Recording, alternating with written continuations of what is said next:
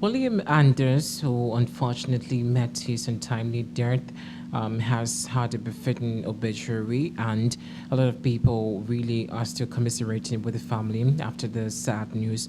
And of course, Daily Trends here, we also extend our sympathies and condolences to their entire family of Mr. Anders and this beautiful piece of tribute. Also, we have cited some, and we're here to let you know exactly how beautiful a lot of people have expressed their sympathy and of course bid their last farewell to the astronaut who apparently has done amazingly well for the world.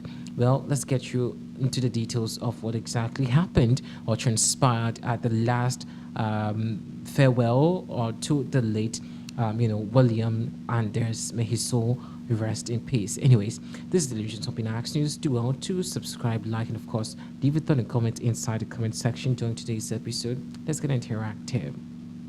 Now, it may be that the most famous picture from the U.S. space program, is not the shot of the Neil Armstrong landing, on the moon, but the image of Earth seen rising above the moon horizon on an image relayed from space on December 1968 by a crew of Apollo 8, now it's Franklin Borman, Jim Lowell, and of course Bill Anders. But it was Anders who apparently died aged 19, who snapped the Earthrise photograph, which was not part, of the mission's scheduled protocol, and it was he who read first from the book of Genesis during their live transmission from the lunar orbit and Christmas Eve. Now, in the beginning, God created the heavens and the earth, he read, and the earth was without form and void. The darkness, of course, was upon the face and the deep. And this also spoke later of the ecological impact of the image, contributing as it did to a shift in perspective articulated by the poet Archibald in the New York Times the following day. Now, Christmas Day, the photograph also enabled us, and of course, MacLeish wrote, "To see the earth is truly a small, blue, and beautiful in that eternal silence where it blowed." Although Anders was not the household name, some of the better known astronauts were after Apollo 8. He had one of the most influential careers, outside the space program, both in government service and, of course, as a corporate executive for defense and space industry, contractors. All three of the Apollo 8 crew were among those who recruited in the wake of the original success of the seven staff Mercury astronauts. Anders also applied in the 1963s to join the third intake of space pilots and was assigned the crucial missions which became the linchpin, of the U.S. space effort. Now, coming as it did in a time when the entire rationale for the space race was being questioned, Apollo's 8 success rejuvenated the NASA and, of course, paved the way for man to set foot on the moon. The years before, however, the mission had seen the US and, of course, Soviet space programs each suffer disaster. In January 1967, the Apollo 1 capsule burst into flames on the launch pad, killing 3 astronauts. Also in April, a parachute, on Cosmonaut, craft failed to open on a re-entry and he crashed to his death. The race to the moon pressed on, but both unnamed second lunar flight sent up by the Soviets in the 1968 malfunctioned.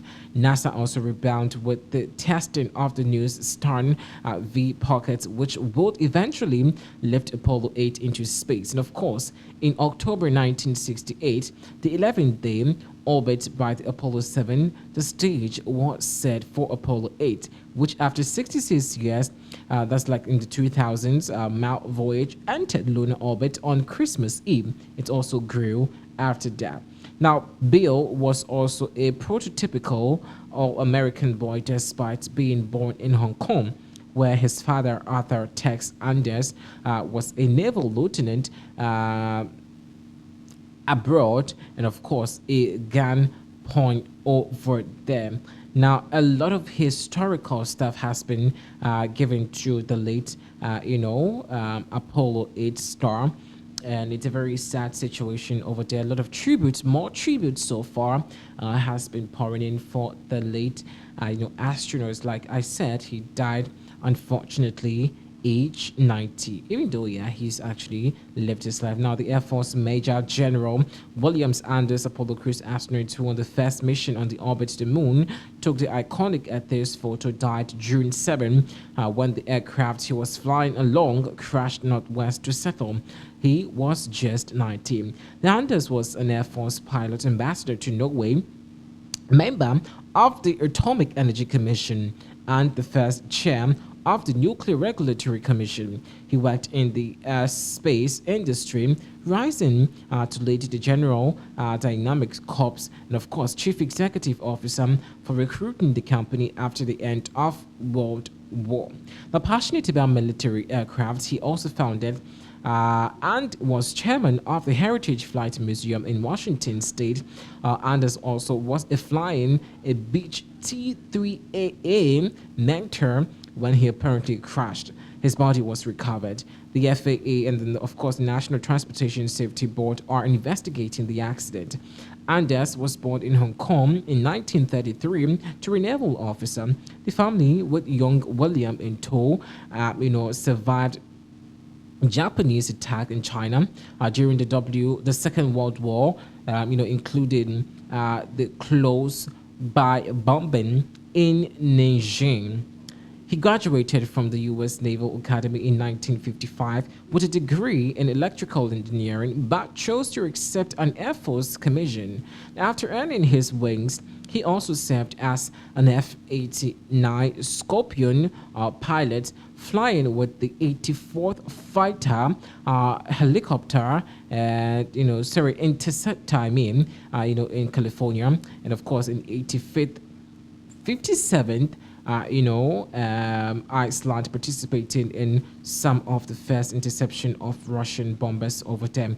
Anders also overtook the master's program in nuclear engineering through the Air Force Institute of Technology in 1958. It was a specificity, assigned to him, though he apparently had requested a neurological engineering. So he apparently also consistently studied aeronautical engineering, taking ninth classes at Ohio State University. He graduated with honors from AFT in the 19th, and of course that was, I think, about 1962. And the reasons of that was because he actually found love in the aircraft industry, and of course, unfortunately, he met his untimely death over there. May he so rest in peace, and wherever he is, we do extend our sympathies and condolences to the family. May he so rest in peace. Thanks for watching.